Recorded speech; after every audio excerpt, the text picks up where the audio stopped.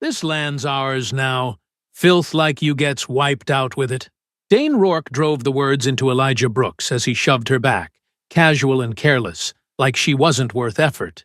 His crew fanned out across the ranch in broad daylight, laughing, boots chewing up the ground, rifles hanging loose while phones rose to capture her humiliation.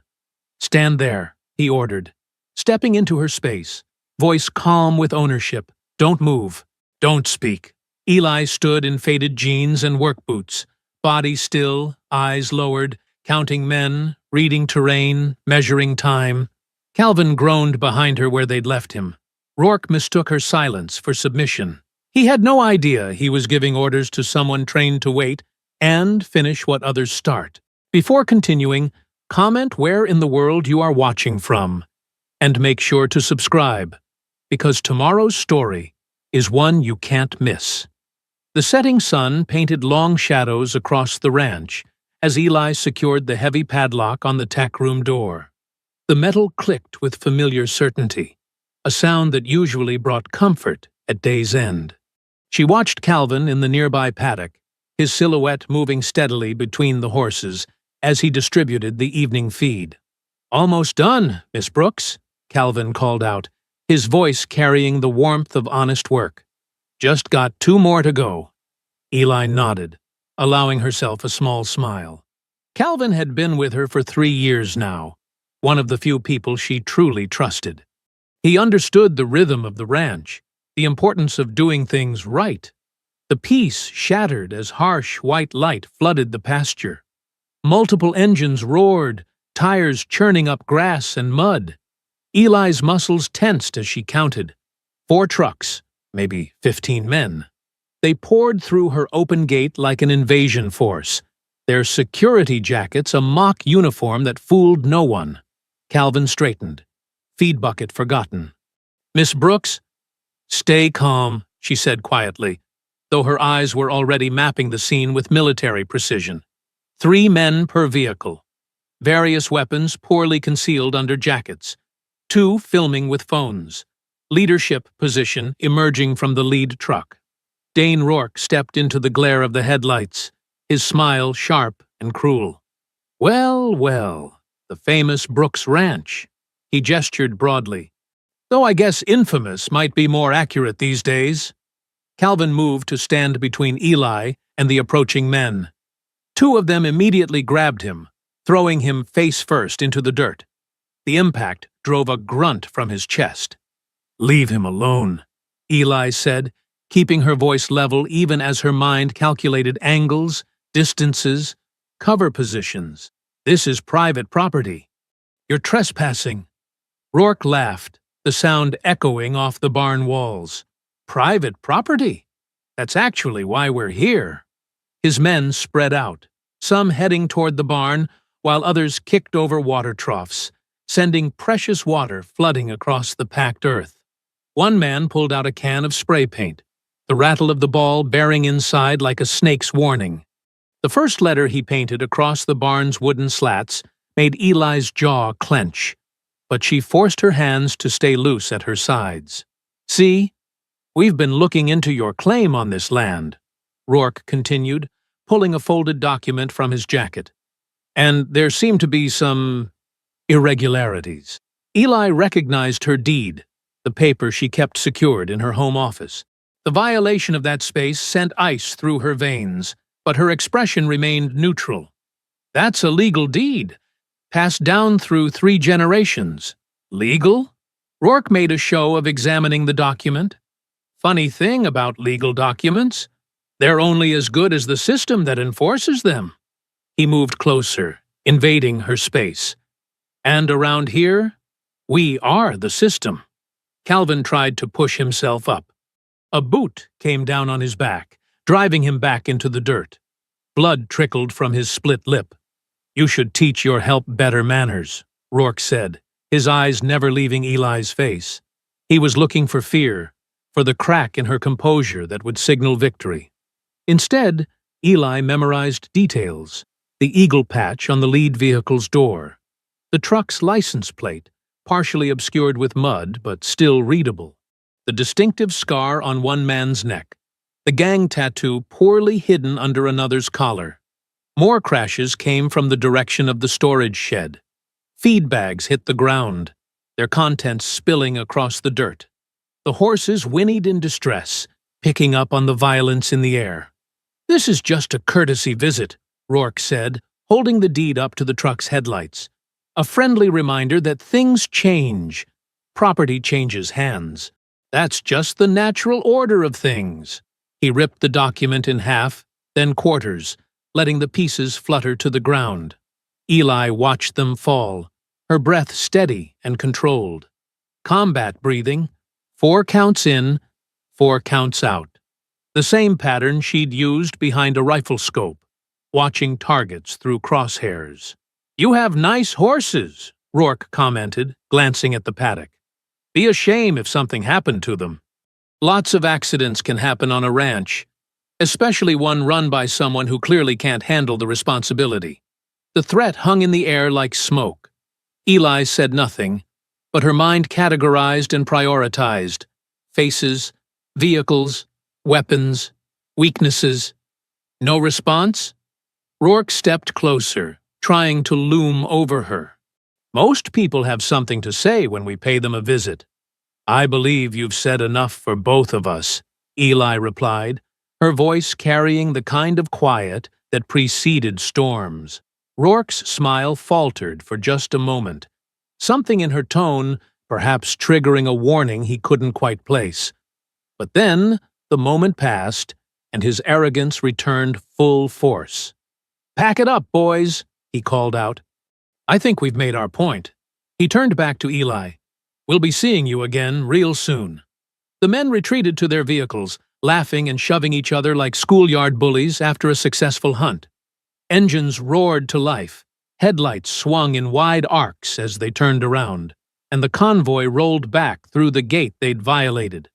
Eli waited until the red taillights disappeared down the access road before moving to Calvin's side. She knelt beside him, taking in his injuries with careful eyes. Blood dripped steadily from his split lip, and he winced as he tried to sit up. "Stay with me," she whispered, supporting his shoulder. Her gaze lifted briefly to the dark tree line, where ancient oaks held secrets buried in their roots. The truck's headlights cut through the darkness as Eli steered toward town, her movements precise, despite the tension coursing through her body. Calvin sat slumped in the passenger seat, pressing a cloth to his bloodied face. Every bump in the road drew a sharp intake of breath from him. "Almost there," Eli said, her voice steady. The digital clock on the dashboard read 9:47 p.m. The streets were empty, most businesses already closed for the night. Only the clinic's fluorescent lights offered any welcome. Calvin tried to speak but winced instead. Fresh blood soaked through the cloth.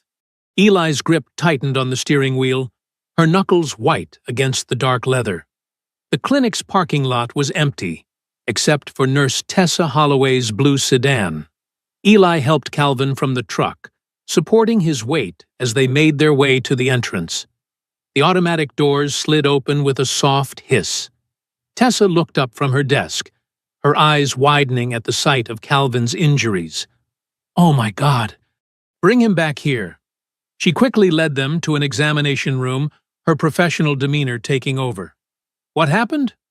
"Gang of men attacked our ranch," Eli explained, helping Calvin onto the examination table. "Called themselves security. Beat him while he was down." Tessa's hands moved efficiently, cleaning Calvin's wounds with gentle precision. These bruises, they weren't just throwing punches. They were stomping. Her voice carried quiet outrage. Eli stepped into the hallway, phone already at her ear. The sheriff's office rang 4 times before anyone answered. "Sheriff Larkin," she said, keeping her voice level. "There's been an attack at Brooks Ranch. My hand was assaulted, property damaged. I need to file a report." 20 minutes passed before Sheriff Wade Larkin finally arrived, 2 deputies trailing behind him. He walked into the clinic like he was responding to a noise complaint, not an assault. His eyes swept over Calvin's injuries with practiced disinterest. "So," Larkin drawled, pulling out a notepad he didn't bother writing in. "What did you do to provoke these men?" Eli stood straighter, her military bearing impossible to hide. "Nothing. They broke onto private property, vandalized my barn, destroyed feed and equipment, and attacked my employee." "Uh-huh." Larkin's tone dripped skepticism. "And you're sure you didn't say anything inflammatory?" In the waiting room, Calvin tried to explain what happened. "They just drove in like they owned the place. Started destroying everything." One of the deputies snickered, nudging his partner. Calvin's words faltered as both officers smirked openly at his account. Eli pulled out her phone, bringing up the photos she'd managed to take. "I have their license plates, their vehicles, clear shots of several faces." Larkin barely glanced at the screen. "Too blurry. Could be anyone's trucks around here." He handed the phone back with a dismissive gesture. Movement outside the clinic's windows drew Eli's attention. 3 large trucks idled across the street, their headlights illuminating the parking lot like spotlights on a stage. Dane Rourke stepped out of the lead vehicle, adjusting his jacket as he crossed the street. The clinic doors opened. Rourke entered with the confidence of someone who'd never faced consequences. "Evening, Sheriff." His smile was all teeth. "Just wanted to check on everyone. Heard there was some excitement at the Brooks place." Eli watched him approach, her body still but alert, every muscle ready. "You know," Rourke continued, "we're concerned about Ms. Brooks's aggressive behavior, making accusations, causing trouble." He shook his head in mock disappointment. "That's not how we do things here." Calvin pushed himself up from his chair, face flushing with anger. "You're lying! You attacked us!" One of Rourke's men, who'd followed him in, stepped forward and drove his fist into Calvin's already injured ribs. The sucker punch would have dropped Calvin to the floor if Eli hadn't moved. Her reaction was pure muscle memory. 3 quick steps brought her within range. Her left hand caught the attacker's wrist mid-retreat, twisting it in a way that forced his body to follow or break. Her right foot swept his leg, driving him to his knees. The whole takedown lasted less than 2 seconds, silent, efficient, and brutally precise. The man gasped in pain, trapped in a joint lock that could snap his wrist with just a few pounds more pressure. Eli held him there, her face calm despite the fury in her eyes. Sheriff Larkin moved between them, but his back was to Rourke's man. His hand rested meaningfully on his holstered weapon as he addressed Eli. "Let him go. Now." Eli released the hold, stepping back with controlled grace. The man scrambled away, cradling his wrist. Larkin's voice carried the full weight of his badge and his prejudice. "Next time you touch one of them, I'll arrest you." His eyes were cold. "That's not a warning. That's a promise." The moon hung high over Brooks Ranch as Eli stepped out of her truck near midnight. Her boots crunched on gravel as she retrieved a heavy-duty flashlight and a weathered notebook from behind the seat. The night air carried the metallic scent of coming rain. Calvin was inside the house now, resting on her insistence after Tessa gave him painkillers and wrapped his ribs. His truck remained at the clinic. They'd get it tomorrow. Eli had driven them home in tense silence, her mind already cataloging what needed to be done. She clicked on the flashlight, its beam cutting through the darkness as she started her walk along the fence line. The beam caught the glint of severed wire first. Clean cuts, professional tools, not random vandalism. She documented each break with her phone, noting GPS coordinates in her notebook. The fence damage led her toward the south pasture. The beam swept across trampled grass, following deep tire tracks that had torn up the soil. A sickening smell drew her attention to a dark shape near the water trough. Her throat tightened as the light revealed one of her calves, its throat cut. The animal hadn't died quickly. "I'm sorry," she whispered, kneeling to check for shell casings or boot prints. Instead, she found cigarette butts, evidence they'd stood around watching it die. Her hand trembled slightly as she bagged them for evidence, marking the location. The main gate bore the worst message. They'd used accelerant to burn a crude symbol into the metal, a hangman's noose. The paint around it was bubbled and blackened. Eli photographed it from multiple angles, her military training guiding her documentation. Each image needed to be clear, time-stamped, geotagged. Inside the house, she found Calvin awake on her couch, despite the pain medication. His eyes were glassy, but fear kept him from real rest. "You should be sleeping," she said softly, setting down her notebook. "Can't." His voice was rough. "Keep seeing their faces. Keep feeling those boots." Eli nodded, understanding the phantom pain of remembered violence. She moved to her laptop, connecting her phone to upload the night steam rose from the untouched coffee mug on Eli's kitchen table, curling into the morning air like question marks. The lien notice lay flat beside her family's original deed, its crisp white paper an insult next to the aged parchment her great-grandfather had protected through decades of attempts to steal their land. She picked up her phone, fingers steady despite the anger simmering beneath her skin. The bank's number was familiar. She'd been doing business there for 15 years. After 3 rings, Margaret Wheeler's voice came through, professional but cooler than usual. "First National Bank. How may I help you?" "Margaret, it's Eli Brooks. I need to discuss my accounts and this lien notice." A pause. Papers shuffled. "I'm sorry, Ms. Brooks, but your accounts are currently under review. I can't discuss any details at this time." "Under review? For what reason?" Eli kept her voice level, controlled. "I'm not at liberty to say. You'll receive notification by mail within 10 business days." The line went dead. Eli set the phone down carefully, too carefully, like handling a live grenade. Calvin limped into the kitchen, his face still mottled with bruises. He lowered himself into a chair, wincing. "They're cutting off your money, aren't they?" "Looks that way." Eli pushed the coffee toward him. "You need this more than I do." He wrapped his hands around the mug but didn't drink. "There's something I should have told you earlier. Few weeks back, I saw Rourke meeting someone behind the feed store. Didn't think much of it then, but now—" He shifted uncomfortably.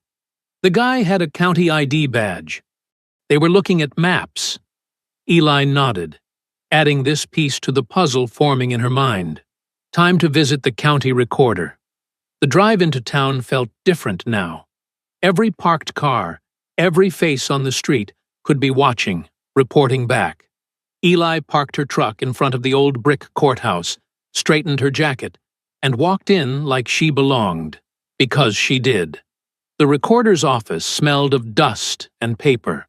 A young clerk looked up from her computer, smile faltering when she saw Eli.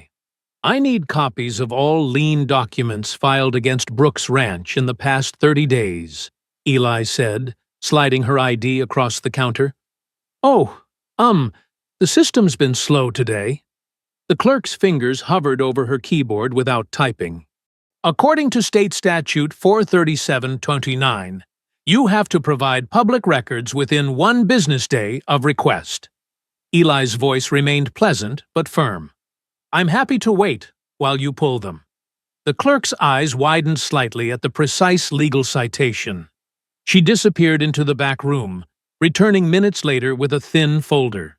Eli reviewed each page methodically, her trained eye catching details others might miss. The notary stamp was slightly misaligned, a fake. 3 signatures showed subtle differences from known samples. She paid for copies without comment, tucking them into her leather portfolio. The morning sun had grown harsh when she stepped outside. She was halfway to her truck when 2 men peeled away from the shadow of a pickup. She recognized them from last night, the ones who'd held Calvin down. "Well, if it isn't the ambitious rancher," the taller one drawled, positioning himself between Eli and her driver's door. "Causing more trouble?" "Just accessing public records," Eli said, keeping her voice steady as she slipped her hand into her pocket, activating her phone's recording app. "Like any citizen." "Citizen," the shorter one sneered. You people always want special treatment, always pushing where you don't belong. My family's been here for 4 generations. Eli let a slight tremor enter her voice, playing into their expectations while documenting every word. The taller one stepped closer, shoving her shoulder hard. Maybe it's time for progress. Time for the right kind of people to develop this land properly. You should be grateful we're being so professional about this, his partner added with an ugly smile. Things could get much worse for stubborn folks who don't know their place. Eli clutched her portfolio to her chest, making herself smaller, while her phone captured it all. They eventually tired of their game, swaggering away with the confidence of men who thought they'd won. Back at the ranch, Eli cleared her dining room wall. She pinned up a large cork board, then began constructing a timeline. String-connected photos to documents.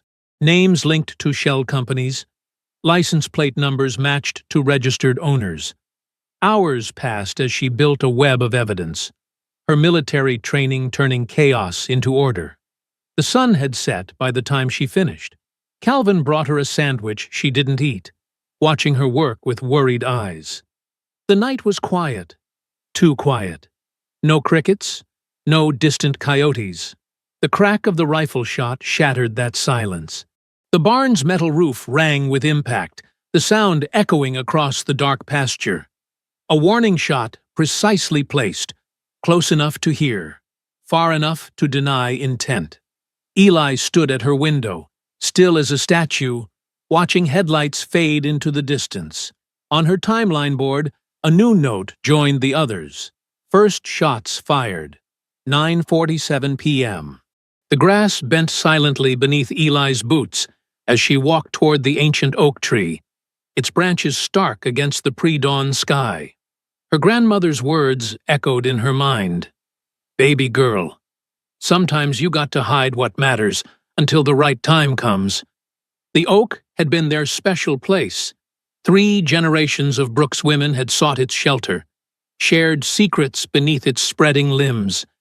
Eli pulled a compact military-grade shovel from her backpack. Her movements were precise, methodical, as she began to dig exactly 6 feet from the trunk on the eastern side. The soil was dark and rich here, holding decades of family history. The metallic clank of shovel against case sent a shiver through her arms. Eli dropped to her knees, clearing dirt with her hands until she could grip the handles of a long waterproof rifle case. Beside it lay a smaller lockbox, both wrapped carefully in layers of oilcloth that had protected them from moisture and time. Her fingers trembled slightly as she unwrapped the rifle case. Not from fear, but from the weight of memory. The smell of gun oil and desert sand crashed over her. Suddenly, she wasn't in Texas anymore. She was prone on a ridge in Afghanistan, the M40A5 sniper rifle steady against her shoulder. Wind speed, 7 knots. Distance, 1,247 meters. Her spotter's whispered calculations faded as she entered that space of perfect focus. 1 shot, 1 breath. The target moved exactly as predicted. Her fingers squeezed. Through the scope, she watched a unit of Marines survive because of that single bullet. Eli blinked hard, forcing herself back to the present. The rifle in the case was similar but newer. A precision instrument she'd hoped never to need again. She checked it thoroughly, muscle memory guiding her hands through each step. Everything was perfectly maintained. Ready. The lockbox contained her military records, some heavily redacted, others with charred edges from a fire that had accidentally destroyed certain files. Missions that officially never happened. Commendations that were quietly erased. Lives saved that no one could acknowledge. Her phone vibrated. Maya's name lit up the screen. "I got your email," Maya said without preamble. "The evidence is solid, but Eli, these people have serious backing. I'm seeing connections to state officials, corporate donors, old money families who think they own everything between Houston and Dallas." "Can you file for an injunction?" Eli asked, replacing the documents carefully. "I'll start the paperwork today, but—" Maya paused. Rourke's group has burned through 3 other law firms. They don't just fight dirty in court. They go after people's lives, families, careers. You don't have to take this on, Maya. Like hell I don't. Just be careful. Document everything. And Eli? Don't let them provoke you into something they can use. As Eli ended the call, she heard Calvin's truck starting up near the house. She quickly reburied the rifle case and lockbox, marking the spot in ways only she would recognize. This wasn't about revenge. She'd seen enough killing to last several lifetimes. This was about survival, about truth, about standing ground that belonged to her family through generations of struggle. She was halfway back to the house when Calvin's truck came tearing down the drive, gravel spraying. He hit the brakes hard, jumping out with something clutched in his shaking hand. Eli's heart clenched. In his palm lay a small silver charm shaped like a noose, the metal gleaming dully in the growing dawn light. "Found it hanging from my mirror," Calvin said, his voice rough. "They want us scared, Eli. Want us running." Eli took the charm, studying it with cold precision. The craftsmanship was custom, expensive, not some quick intimidation job. This was planned, meant to say, "We have money. We have time. We can reach you anywhere. You don't have to stay," she told Calvin quietly. "This isn't your fight." "Like hell it's not." He straightened, despite his lingering injuries. "This is my home, too. Been working this land since I was 16. Not letting some rich bastards run me off with their dollar store horror movie props." The sun was cresting the ridge now, painting the pastures in shades of gold and shadow. Eli walked onto her porch, scanning the tree line with eyes trained to spot the smallest movement. The weight of the buried rifle pressed on her thoughts, not as a temptation, but as a reminder that she had options they didn't know about. Miles away, dust rose from vehicles moving along the county road. Probably just normal ranch traffic, but her instincts noted direction, speed, pattern. Always watching, always calculating, like she'd been trained. Calvin joined her on the porch, the noose charm now lying in a plastic evidence bag. They stood in silence for a moment, watching the dawn paint their world in light and shadow. "They raided the wrong ranch," Eli said softly, her voice carrying no further than the weathered boards beneath their feet. The county meeting room buzzed with artificial light and whispered judgments. Eli adjusted her blazer, pressed crisp despite the morning's fence repairs, and walked down the center aisle with Calvin at her shoulder. Camera equipment crowded one corner where Gordon Pike's crew filmed, their lenses following her like predators tracking prey. Dane Rourke occupied a front row seat like it was a throne. His custom boots crossed at the ankles, his smile sharp as a knife. His security team filled the seats behind him, all wearing matching polo shirts with their company logo. They looked more like a gang dressed for court than actual professionals. "Folks, let's maintain order," Gordon Pike announced into his microphone, playing ringmaster. His radio-perfect voice dripped fake concern.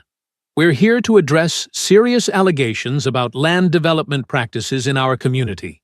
Ms. Brooks, you have the floor." Briefly, Eli placed her evidence folder on the podium, spine straight, face composed. The same stance that had steadied her rifle on 1,000 missions now kept her voice level as she began presenting her documentation. "On Tuesday night, armed men invaded my property without—" "Invaded?" Pike interrupted, eyebrows raised. "That's quite inflammatory language, isn't it? I believe they were conducting a routine security inspection. They assaulted my employee and caused thousands in property damage. I have photos that could be from anywhere, anytime." Pike cut in again. "Sheriff Larkin, you responded to Ms. Brooks' complaint that night. What did you observe?" Sheriff Larkin stood, thumbs hooked in his belt. "Ms. Brooks has a history of confrontational behavior. When my deputies arrived, she was the one acting aggressive. Rourke's men nodded like puppets on strings. Someone in back coughed militant, just loud enough to carry. That's a lie, Calvin said, stepping forward. They beat me while he watched. I got medical records. Laughter rippled through the room. Pike smiled indulgently. Sir, please, let's keep this professional. Professional? Calvin's voice rose. You want professional? How about we talk about that forged lien? Now, Pike soothed. Let's not throw around accusations without proof. I have proof right here, Eli said, pulling out the notarized documents. The signature dates don't match county records. The notary stamp is… Ms. Brooks, Pike interrupted again. Perhaps you're confused about standard legal procedures. Mr. Rourke, would you care to address these creative interpretations? Rourke stood slowly, straightening his tailored shirt. I understand Ms. Brooks is upset about progress coming to her neighborhood. Change is hard. But these desperate attempts to paint legitimate business as some kind of conspiracy?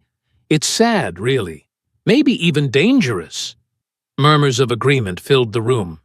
Eli kept her face neutral as her training kicked in, mapping exits, noting which spectators were armed, calculating angles of attack. Not to fight, but because knowledge was power, and right now, knowledge was all she had. The lien is fraudulent, she stated flatly. I have documentation from… I think we've heard enough accusations, Pike announced. Sheriff, anything to add? Larkin shrugged. Just that my office is monitoring the situation. We can't have people stirring up trouble with wild claims. The meeting dissolved into procedural dismissals. Eli gathered her papers with mechanical precision, while Rourke's men snickered. Outside, a deputy shouldered past Calvin, knocking Eli's evidence folder from her hands. Papers scattered across wet pavement. Oops, the deputy said, grinding his heel on a photo as he walked away. Guess you should be more careful with your proof. They drove home in silence. Calvin's knuckles were white on the steering wheel. Eli watched the road with sniper's eyes, noting vehicles, memorizing plates, marking potential observation points. Back at the ranch, she didn't waste time on anger. She unpacked surveillance cameras from a locked cabinet, gear she'd hoped never to need again. Each unit was positioned with tactical precision, covering the fence lines, the barn, approaches to the house. She marked ranges in her mind. 200 yards to the oak tree, 150 to the cattle guard, 75 to the tool shed. Inside, she set up a laptop to record Pike's nightly broadcast. His voice filled the kitchen as she logged sponsors, timestamps, and specific lies. Concerned citizens report increasing hostility from certain property owners refusing to participate in community improvement. Eli noted the company's advertising during his segments: names, dates, dollar amounts. Intelligence gathering was like breathing to her, automatic, essential, and silent. The sun settled toward the horizon as she finished her preparations. She'd mapped every blind spot, every potential cover, every angle of approach. Not for violence, for survival. Her phone buzzed. The motion sensor alert flashed red. Movement at the north fence line. The security feed showed 3 figures in masks, working with bolt cutters. They moved with the confidence of men who thought they owned the night. Eli watched their progress through her laptop screen, face illuminated by the cold blue glow. She didn't reach for a weapon. She didn't call the sheriff. She simply observed and recorded, gathering intelligence like she'd done in war zones across the world. The masked men cut through another section of fence, their movements casual, unhurried. They believed they were the hunters here. They were wrong. Eli crept through the tall grass, her movements fluid and silent. Years of combat training made stealth second nature. Her phone recorded video in one hand, while the other remained free. The barn's shadow provided perfect cover as she tracked the intruders' progress. Moonlight glinted off their masks, cheap Halloween varieties that wouldn't fool any security camera. She recognized their builds. Rourke's regular muscle, the ones who'd beaten Calvin. Their whispers carried across the quiet ranch. "Teach that uppity by—" "A lesson," one growled. "Break some windows, maybe start a little fire," another added with a laugh. "Boss says make it hurt this time." Eli's jaw tightened, but her breathing remained steady. She'd positioned the new floodlights carefully, angled to blind anyone approaching the house. The siren she'd rigged from old ranch equipment was crude but effective, wired to a remote trigger in her pocket. They were 20 yards from the house when she pressed the button. Light exploded across the yard. The modified cattle siren wailed like a banshee. The men staggered, cursing as their night vision shattered. But instead of running, they charged toward where she stood. The first man swung a length of pipe in a wide arc. Eli read the telegraph in his shoulder, stepped inside his reach before the swing peaked. Her hand clamped his elbow, hyperextending the joint with precise pressure. His grip loosened. She used his own momentum to drive him face first into a wooden post. The impact cracked his mask. "You crazy beat!" the second man shouted, launching into a football tackle. Eli pivoted, catching his shoulder and redirecting his charge. He stumbled past her, arms windmilling. She helped his momentum carry him over a metal feed barrel. He crashed hard on the other side. Before he could recover, her knee pinned his spine. The zip ties from her pocket made quick work of his wrists. The third man bolted toward the trees. Calvin emerged from behind the barn, gripping a shovel with white-knuckled hands. His face showed fear, but his stance was pure defiance as he blocked the escape route. "Stop right there!" Calvin's voice shook, but held firm. The masked man didn't slow. He barreled into Calvin, knocking him sprawling. The shovel clattered away. Eli was already moving. Her boots barely seemed to touch the ground as she closed the distance. The fleeing attacker heard her coming, started to turn. She drove her shoulder into his kidney with controlled violence. The impact lifted him off his feet, expelled his breath in a whoosh. He crumpled, gasping. "Stay down," she commanded, voice cold as gunmetal. He tried to crawl. She trapped his arm in a joint lock that made him yelp. "I said stay down."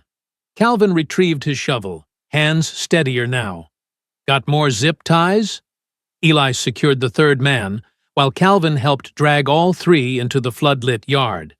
She positioned them carefully, facing the cameras she'd mounted that afternoon.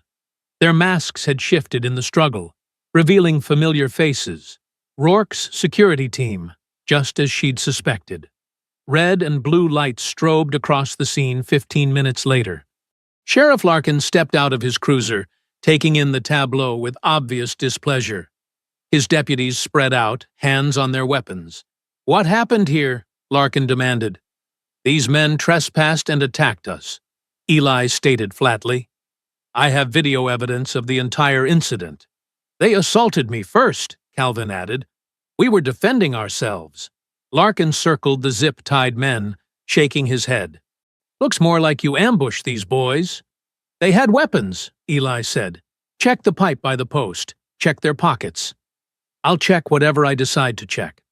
Larkin pulled out a pocket knife and sliced through the zip ties. The men scrambled up, rubbing their wrists. "You're letting them go?" Calvin's voice cracked with disbelief. "Far as I can see, Ms. Brooks here attacked 3 men who might have been lost on a dark night." Larkin's smile didn't reach his eyes. "Could be looking at assault charges." One of the freed men spat on the ground near Eli's boots. Another made a slashing motion across his throat. The third simply smiled, the same smug expression Rourke always wore. Larkin stepped close to Eli, close enough she could smell stale coffee on his breath. His voice dropped to a whisper. "One day, you'll go too far." Morning sunlight streamed across Eli's kitchen table, where fresh coffee steamed beside scattered documents and photos. Maya Kincaid set down her leather briefcase, her military bearing evident even in civilian clothes. She pulled out bandages and antiseptic, eyeing the bruises on Eli's knuckles from last night's fight. "Let me see those hands," Maya said, her tone brooking no argument. I'm fine, Eli insisted, but held out her hands anyway. Marines, Maya muttered, cleaning the scrapes, always trying to tough it out. She'd been JAG Corps long enough to know the type. Eli managed a small smile. Takes one to know one. Maya pulled out a compact scanner, sleek and professional. Show me everything.